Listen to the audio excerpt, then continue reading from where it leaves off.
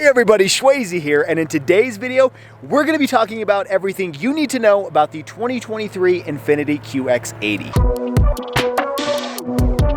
Now before we get started, I do want to extend a huge thank you to Infiniti for giving me the opportunity to review this QX80 for you all today. If you guys are in the market for a QX80 or really any other Infiniti in their lineup, make sure you check out their local inventory and build your own on the website. I'm going to put their information down in the description below. Okay, now before we get into the nitty gritty, let's give you guys a little bit of a background on the QX80. Well, you guys may be familiar with this vehicle because it was previously called the QX56 before Infiniti went through a renaming process. Now, this is Infiniti's largest full-size three-row SUV, and it competes with the likes of the BMW X7, Mercedes GLS, Lincoln Navigator, Cadillac Escalade, among a lot of others. And this second-generation QX80 was actually released all the way back in 2011. But in order to keep this fresh and up-to-date with the competition, Infiniti has gone through several redesigns of the exterior and interior. The first one being in 2015, and then again in 2018, which is the body style you're seeing on the screen today. The interior was updated in 2020 and then again in 2022 to keep it fresh and stylish. So in today's video, we're going to do an overview of the exterior, talk about powertrain, I'll show you the interior, then we'll take this thing for a drive, and then I'll finish off with telling you my thoughts on the 2023 Infiniti QX80. Okay, starting off with the front end styling, you'll find this is a very familiar front end. With the 2018 redesign, they kind of updated it to match all of the other Infiniti products, and I think Infiniti does a very good job with its exterior styling. It looks luxurious, it also looks aggressive, but not too overly aggressive. Even though you do have a massive grille up front, it's not anything that just kind of jumps in your face. Now, Infiniti says this grille is inspired by the folds in origami, and the design looks like ripples across a wind-blown lake. Now, that is their description, and I can see where they're getting from, but it is pretty fancy marketing. It is a good-looking grille overall, but again, this is something you've seen in other vehicles, similar to the QX60 I reviewed a few months back. Now, you do have these LED projector headlights. I like how this LED running light wraps around the headlights. It has a really nice pattern to it with different layers of LEDs. Really beautiful front end look, and I think this thing will age pretty well. Now, you do have little running lights over here down at the bottom as well, along with some fake vents. And then you do have an open vent down here, along with your parking sensors and your adaptive cruise control sensor. Now, coming over to the side of the vehicle, I do want to point out the heavy use of chrome. So if you guys don't like chrome on vehicles, I don't know if this one will be the one for you, because you have some on the grille, of course, with the Infiniti logo. You do have this chrome vent over here on the side, which is actually functioning. It does actually go into the engine bay, and then you have chrome on the side view mirror. You have chrome that outlines the entire side window as well as the door handles. And then even your roof rail is kind of a brushed aluminum, almost looks a little bit like chrome, even though it is not. Now, the overall styling of the side really hasn't changed much. They've redesigned the front end and the back end multiple times, like I mentioned earlier, but the side has really remained unchanged. And if you like the boxier square look of SUVs, I think you'll like it, because overall it is a pretty muscular looking vehicle from the side, and I don't think it required much in terms of changes. Now, I'm going to zoom in on these wheels because the Infiniti QX80 comes with 22-inch wheels. That's pretty massive, even though this is a massive vehicle overall. They are 275mm wide Bridgestone Dueler HT, and they're really meant for all-season driving, although we'll talk about off-road capabilities here in a minute. They do look really nice. They have this kind of gray color to them. Matches actually very similar to the color of the vehicle itself, and if you guys are curious, this is called anthracite gray. So it looks really nice. In some photos I've noticed, it almost has a purplish tinge to it, even though in person this is definitely gray, but photos sometimes make it look like it has a purple color to it. Really nice. Infiniti does a really good job with its colors. Now, as we wrap around the back end, you'll notice a little bit more of that chrome around the window surround, and you do have LED taillights as well. They look really nice at night. You have this red glow at the bottom of the taillight,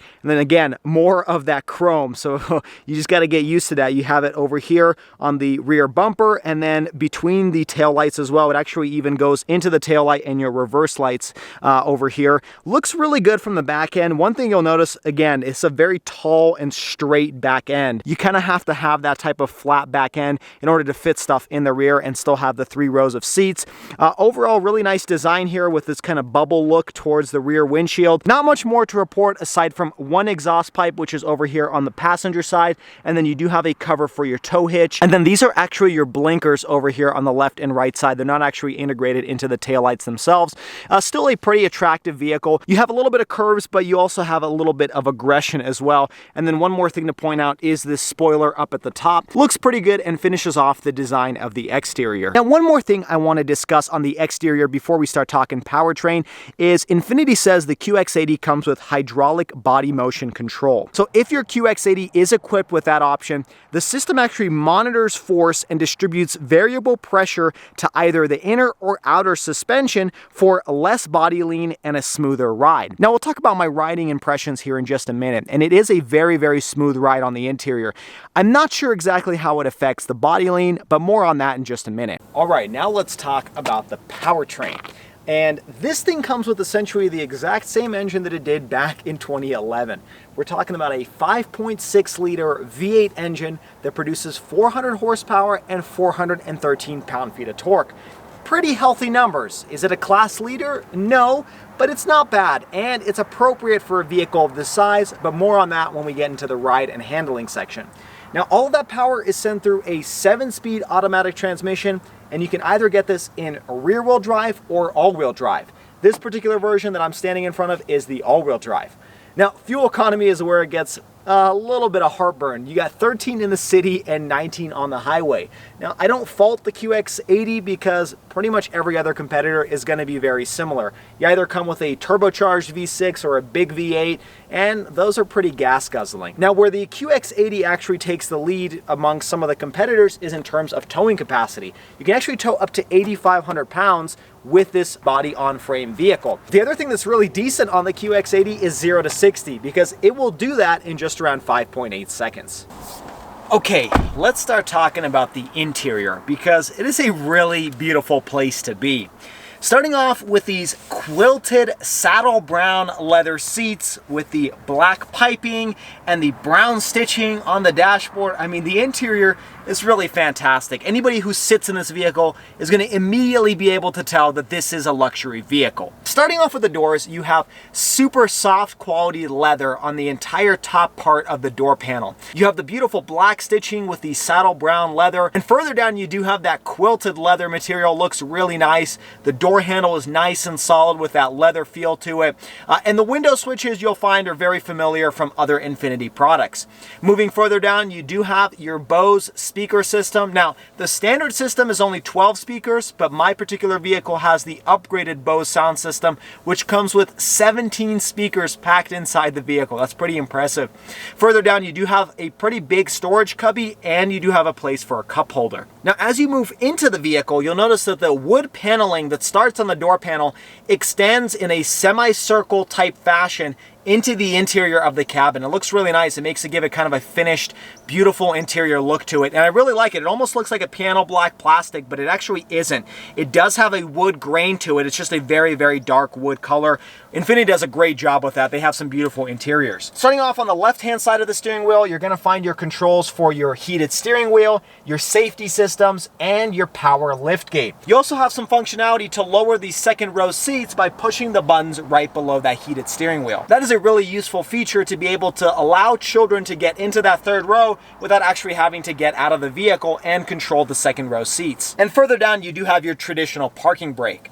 Now, coming over to the steering wheel, it's a very familiar place because it's pretty much carried over from the previous years. You do have a little bit more of that shiny wood on the steering wheel. I love how they mixed the wood with the leather, gives it a really classic and beautiful touch to it. And then again, you'll notice some of that brown stitching on the steering wheel, which matches the saddle brown leather interior.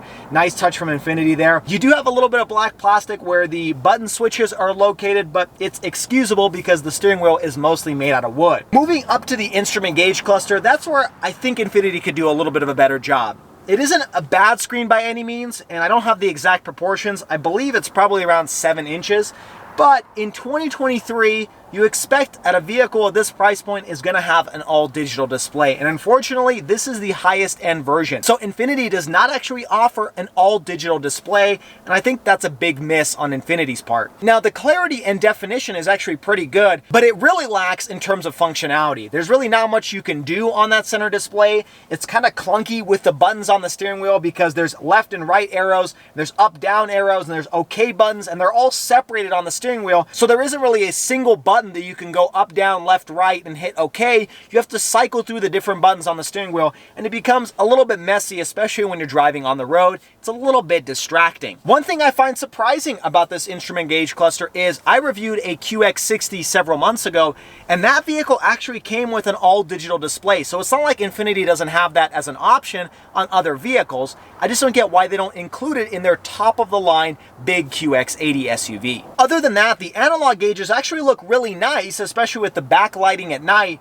but that was fine maybe 5 years ago, not for 2023. Now, moving towards the center, this is where they made a big improvement back in 2022. They updated this center display to a 12.3-inch touchscreen.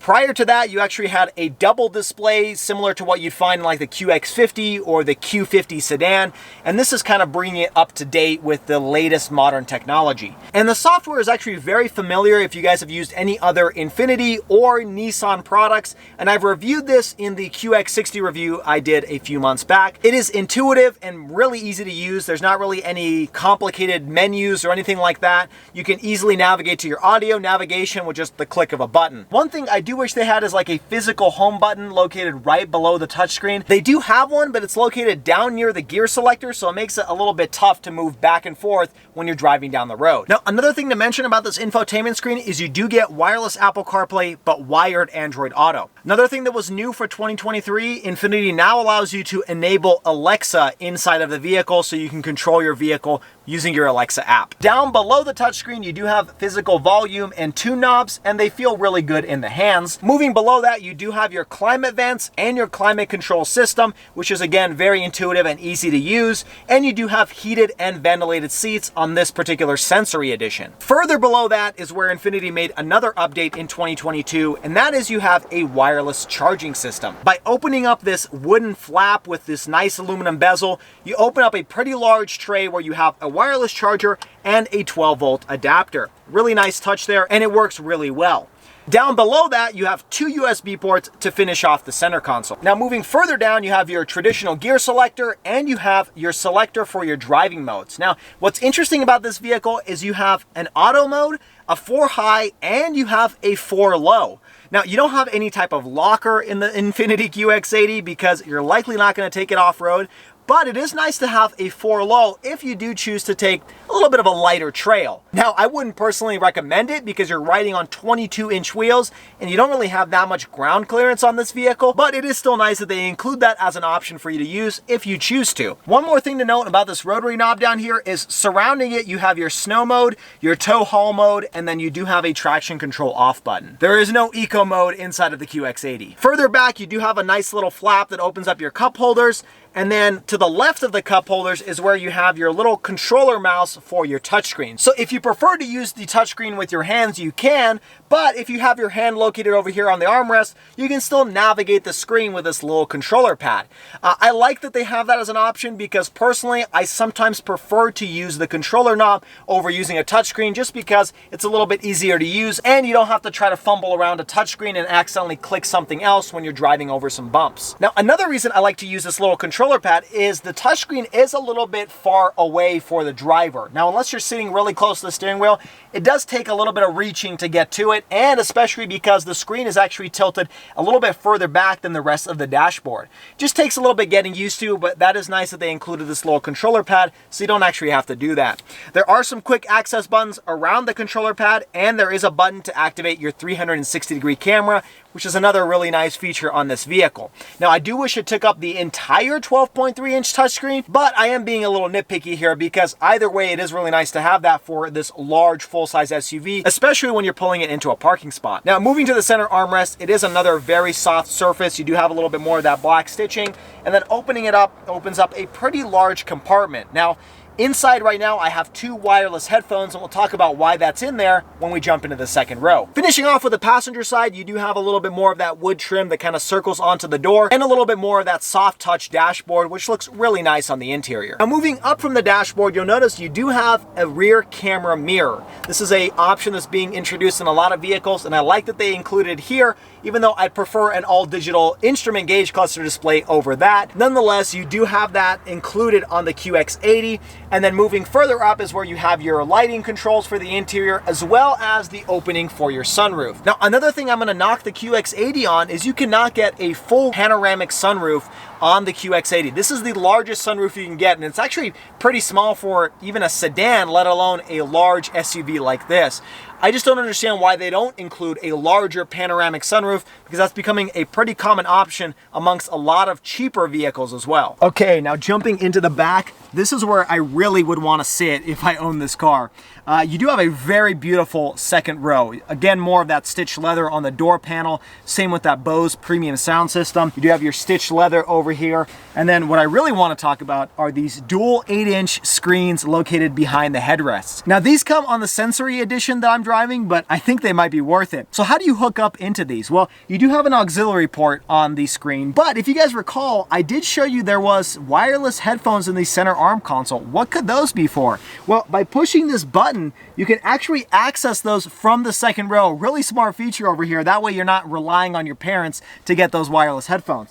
And pulling them out, you can connect to either one of the screens, and you also have a remote as well, so you could actually cycle through the different options on the screen using the remote. Now there's a lot of different functionality here. You can stream from your phone, you can use Bluetooth via your phone, or you can actually plug in a video game system or whatever device you want, like a DVD player, using the HDMI ports on the driver's side. You also do have a USB port as well, but lots of functionality here for long distance trips or little trips to the grocery store to keep your kids preoccupied in the second row. Other things to mention down here is you do have rear heated seats for the driver and passenger side, and you do have little USB ports on both sides to be able to charge your devices. You also have a full set of different climate controls back here, so you can control the different modes, whether it's from the ceiling or the footwell, and you can control the temperature and fan speed. Moving further down, you do have your regular household outlet, which is really nice, especially if you want to plug in a video game system, and you do have a cigarette style 12-volt adapter as well. If you guys are interested in legroom, you actually have 41 inches, plenty of space for any adult to sit back here very comfortably. Now let me show you how to get into the third row and talk about how it feels back there. Okay, now Infiniti makes it incredibly easy to access the third row.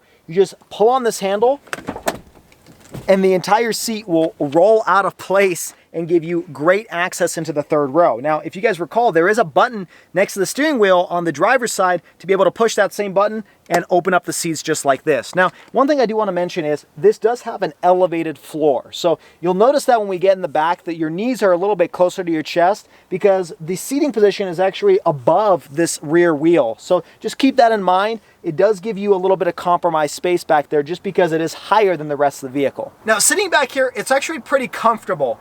I can sit back here much easier than any of the other mid-size crossovers in the segment, like the QX60 that I reviewed a few months ago.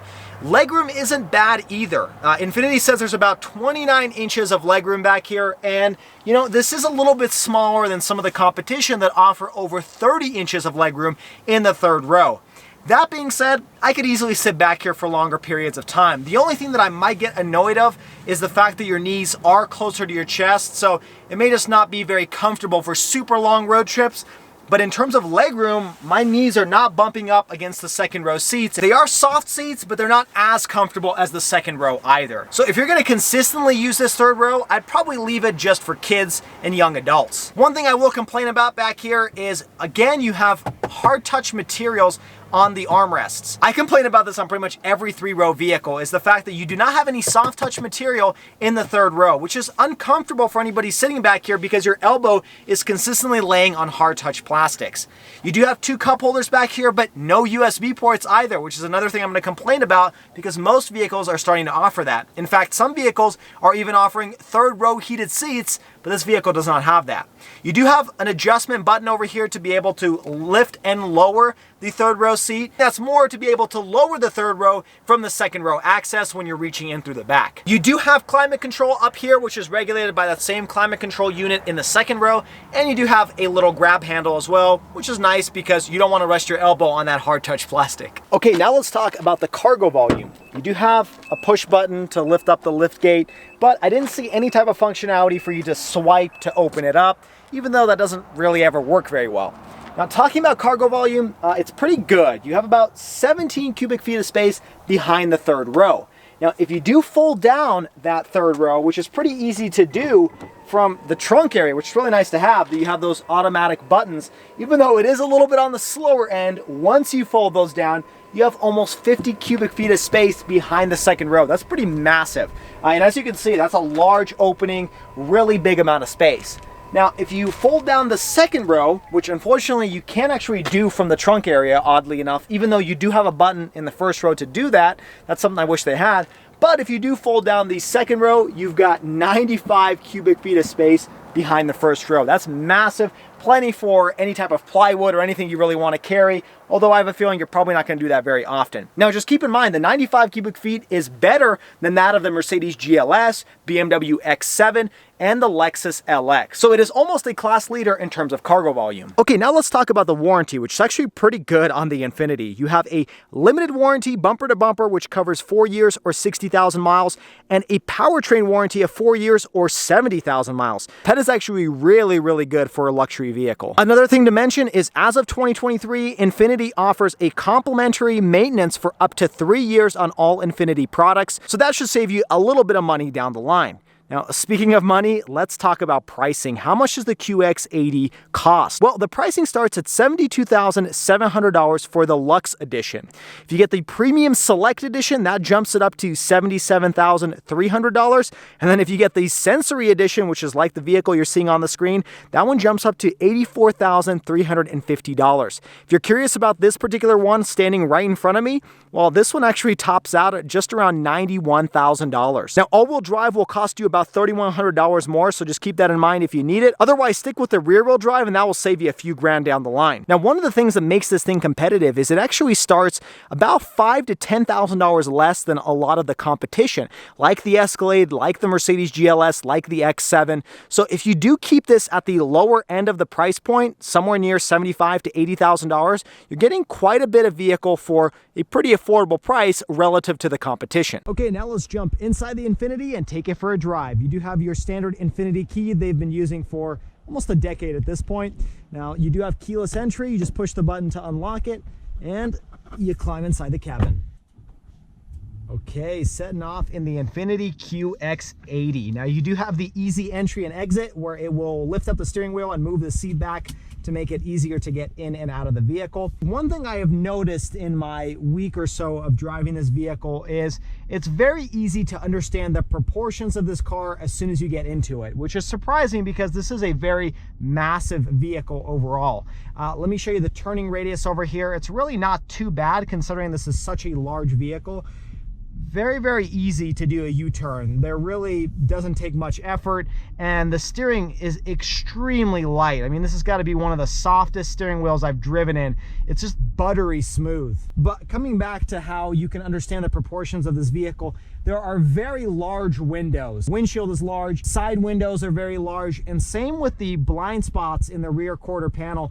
They're really just massive windows back there, so you can easily tell where everything's located. But either way, of course, you have blind spot monitoring. That's kind of standard nowadays. Now, it's a pretty good engine. It sounds pretty good. It feels pretty good, got pretty good pickup. Lots of that low-end torque that you want for kind of city driving when you're just trying to kind of accelerate or pass people. It has that. It's a 5.6 liter V8, tried and true. They've had it for such a long time at this point. And what I touched on earlier, I think this engine is the appropriate amount of power for this vehicle. Now, it's not quick by any means, like it's not a M Sport vehicles from BMW or an AMG. This is not that type of engine. but it's plenty of power and just the right amount of power for a vehicle of this size. It doesn't leave me wanting for more, plenty powerful for me to kind of pass people on the freeway. I think it's a great engine. I think there's a reason why they've kept this engine in this vehicle for so long. It just does a really good job at carrying the weight of the 6,000 pound QX80. Now, another added benefit of this vehicle is just how well it insulates you from the outside forces. It almost feels like you're driving inside of a house. Like you feel like you're separated from everything else going on outside of you. And it does an incredible job at that, something that other vehicles just can't seem to accomplish. Now, I don't know if that has to do with the fact that this vehicle has really soft ride quality, or if it has to do more with the sound deadening that this vehicle has, or the combination of the two, but it's very, very soft, very insulated, almost like its own ecosystem inside of the vehicle. They did a really good job with that. Now, in terms of ride quality, it is really soft. Is it the softest vehicle I've ever driven? No, but it's up there. I really do think that that magnetic ride control does work in terms of softening up how this vehicle drives. I mean, being a second row passenger, I think is fantastic because you can recline the seats, watch your entertainment, and not get disrupted by what's going on the road because it just kind of hovers over everything around it. But what's even more impressive is that sound deadening. I mean, you cannot hear what's going on outside. Only when you really mash on the pedal do you start hearing some of that engine noise coming in. I had a motorcycle drive by me the other day and I could barely hear them. And then another example is I was actually talking to somebody on the phone and they had no idea I was in a vehicle driving around because that's how quiet it was. They can typically tell exactly when I'm driving my Bronco or my Challenger because it's a lot louder on the inside than in the QX80. Now, I want to touch on the safety features because I think that's where there's a little bit of room for improvement. So to activate it, you just hit on these buttons on the steering wheel. There's the, regular cruise control, and then there's the adaptive cruise control where it will, turn on the lane departure warning and the pre-collision alert, the blind spot intervention. It's kind of a whole ecosystem. They do have a pretty robust safety feature system. One thing where this vehicle lacks is this vehicle does not have lane departure prevention. So it does kind of guide you a little bit back into the lane, and it does give you a little bit of haptic feedback in the steering wheel. But this vehicle will not actually stay in the middle of the lane when you're driving on the highway. And that, I think, is where this vehicle has a big miss because a lot of the other competition, including the QX80, which is a vehicle in Infiniti's lineup, they all have some form of lane centering, but the QX80 does not. All it does is it warns you or alerts you when you're crossing into a different lane, but it doesn't actually keep you centered. And I think that's definitely something they should have included because that's kind of becoming standard amongst the industry. Other than that, you do have blind spot monitoring, you do have adaptive cruise control, you have all of the other safety features.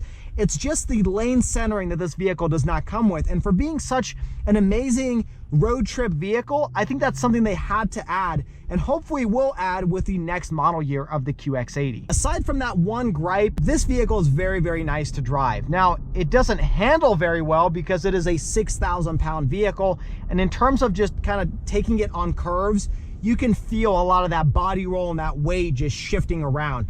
I don't really know if the magnetic ride control really helps in terms of keeping this vehicle planted as you're going in on curves, but it does a good job in keeping the ride quality very soft when you're driving over bumps. Let's do another little acceleration.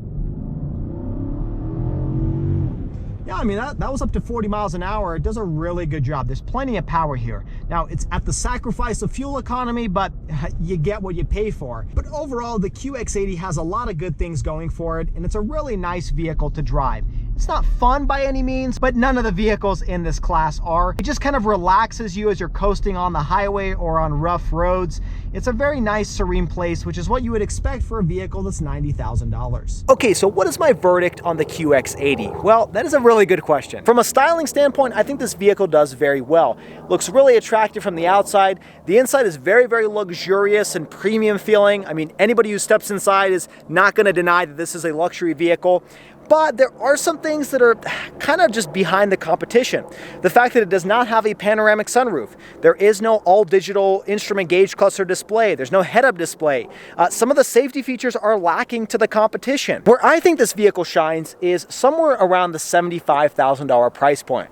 If you can pick one of these vehicles up for $75,000, you are undercutting your competition by $5,000 to $10,000. Some of the other competitors don't even start at $80,000 to $85,000. So at $75,000, you're getting a very premium, luxurious three-row SUV with really nice updated features. Once you start hitting the $90,000 price point, that's where it gets a little bit tough because some of the competition has some of that more updated interior and exterior styling that, with this vehicle being almost 12 years old, just can't really compete with. Nonetheless, if you do happen to get one of these in your driveway, you're going to be very impressed. The interior is very, very insulated from all of the forces going on around you. It's very comfortable, very plush, lots of entertainment for the second row, and even the third row is comfortable to sit in. So you're not going to be disappointed with the QX80, but I would personally keep it below the $80,000 price point.